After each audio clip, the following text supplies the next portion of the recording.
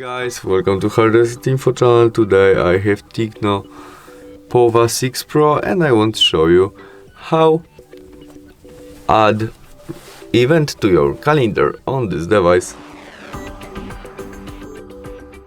Start of opening calendar application.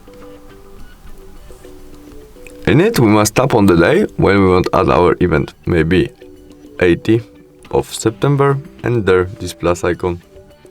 In it, first step, we can add title of our event. There we can set it will be all day event or when event start, in which time, and finish. Repeat of that if we need, maybe every month, every year, what you prefer. Reminders we can set more than one, or don't remind me, what you prefer.